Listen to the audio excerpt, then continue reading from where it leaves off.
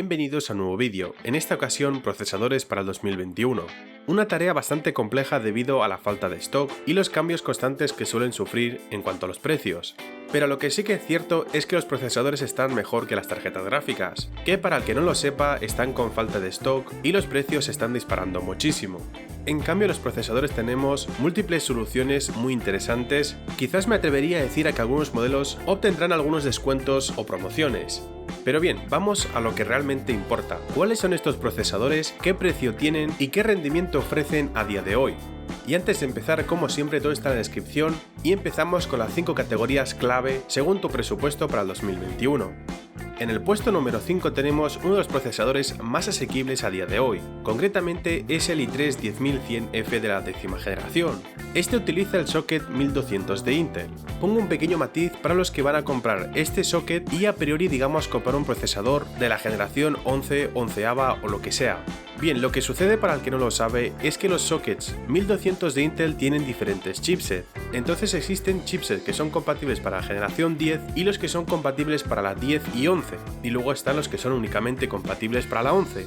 Es decir, en pocas palabras, si pensáis más adelante comprar un i7 o algo por el estilo de la nueva generación, tened mucho cuidado con la placa que compráis porque no todas son compatibles con todos los procesadores.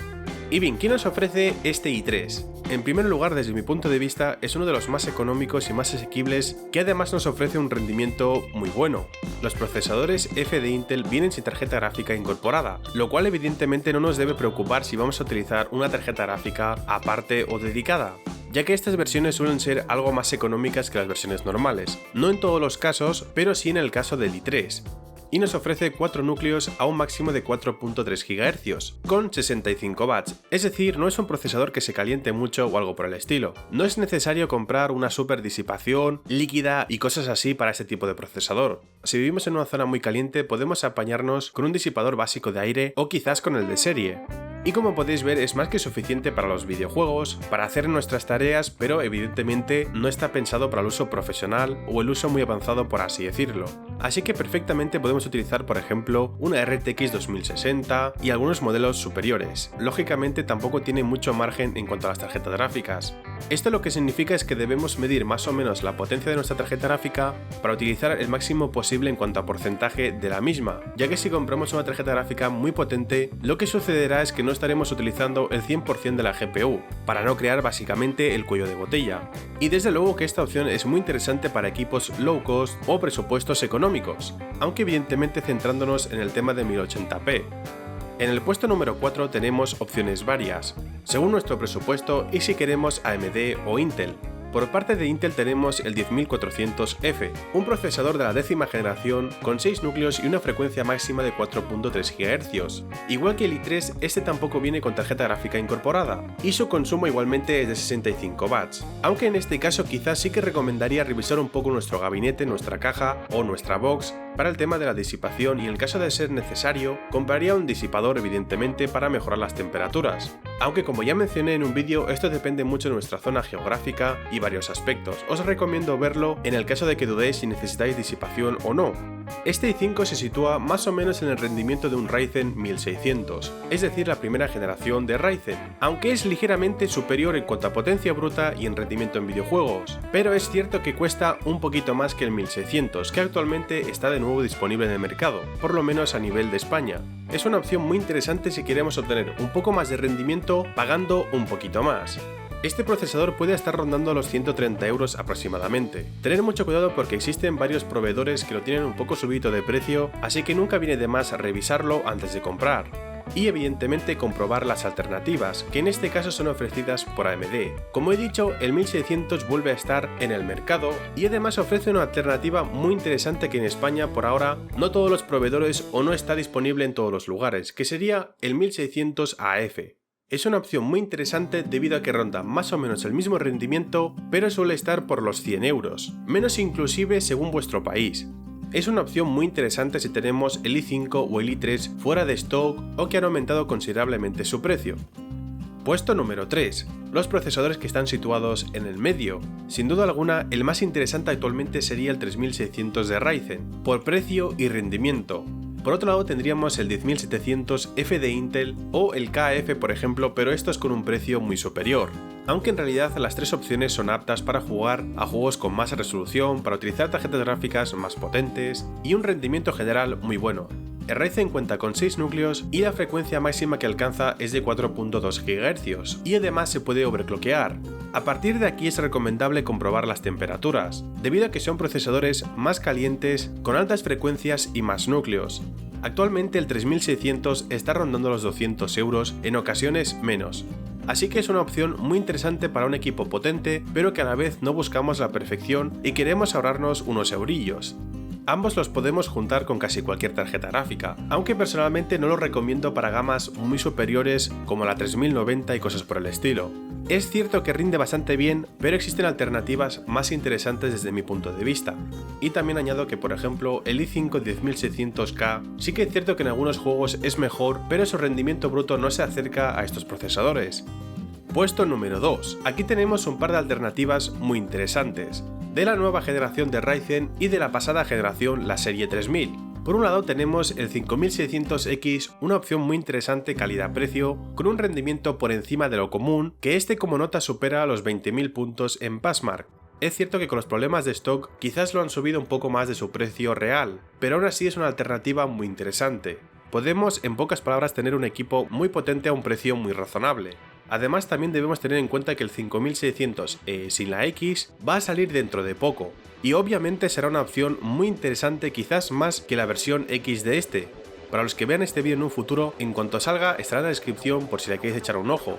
Pero por otro lado tenemos otra alternativa también de AMD que desde mi punto de vista es más interesante que el 5600X. Estoy hablando concretamente del Ryzen 7 3700X y el Ryzen 7 3800X, los cuales son superiores al 5600X pero con un precio más asequible. En pocas palabras, no por ser del año pasado son peores o algo por el estilo, es más, ambos son superiores al 5600. Cuentan con 8 núcleos y 16 hilos, pero con la diferencia de que el 3800X consume 105 watts y el 3700 con 8 núcleos también, pero 65 watts. Y también añado que podemos además hacerle un overclock a estos procesadores, sacándoles más rendimiento del que ya tienen de por sí, que ya son superiores a muchos procesadores a pesar de que son de la pasada generación. Y esos, como he dicho, actualmente en España están a un mejor precio que el 5600X simplemente porque es la nueva opción de AMD. Pero os recomiendo echarle un ojo al 3800X y al 3700X, ya que son opciones más interesantes desde mi punto de vista, las cuales recomiendo siempre y cuando no se pasen de precio. Y bien, vamos con el puesto número 1, los que para mí son los procesadores de la gama alta o casi ultra por así decirlo. Por un lado tenemos el 5800X junto al 5900X también. Y por parte de Intel tenemos el 10900K. Esta opción de Intel puede ser interesante si recibe una bajada de precio con los lanzamientos de la nueva generación, debido a que actualmente se sitúa por los 500 euros y quizás para ese presupuesto es mucho mejor el 5900X. Aunque el 5800X, por así decirlo, es el más económico, pero igualmente nos ofrece un rendimiento muy alto, superior al Intel i9. No es parecido al 5900X, pero se sitúa en el intermedio, por así decirlo. El 5900 es más potente pero tiene 12 núcleos. En cuanto a rendimiento conjunto es más eficiente y más potente, a lo cual los 12 núcleos son superiores a los 8 núcleos del 5800. Pero en cuanto a potencia mononúcleo, es decir, núcleo versus núcleo, son muy parecidos en realidad. Pero la ventaja es que tiene 4 núcleos más, aunque ambos cuentan con 105 watts. No es un consumo muy elevado. Por ejemplo, el i9 tiene 125 watts, así que en esta gama Intel consume bastante más. Y en esta situación también podemos hacer overclock a todos los procesadores, también en el i9K, así que podemos rascar bastante más rendimiento del que además nos viene de serie. Son opciones muy interesantes para el que busca rendimiento, sobre todo los AMD, aunque un factor muy importante es el precio. Y bien, finalmente mi opinión y algunos consejos. Lo más importante desde mi punto de vista es que tengáis muy claro el objetivo o el uso que vais a hacer con el procesador o equipo. Me explico, si vais por ejemplo a comprar lo más económico que es el 10100F, debéis tener en cuenta que no es un procesador para 4K o para tareas muy pesadas o algo por el estilo.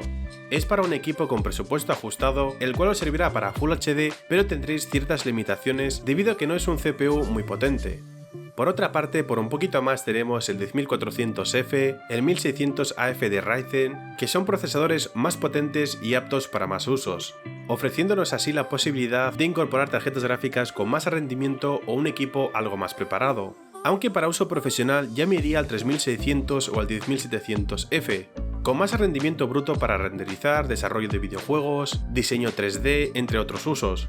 Y por último, si buscáis un equipo más potente de una gama superior y queréis ajustar el precio, tenéis el 3700X, 3800X o el nuevo 5600X, todos estos de AMD. Sin duda alguna son una opción muy interesante, sobre todo para el que ya tenga por ejemplo un 3100, un 1200, un 1600 o procesadores de la primera generación de AMD. Sería una opción muy interesante para actualizar a estos procesadores, ya que al final están utilizando el socket AM4 y no necesitamos comprar otra placa, por así decirlo.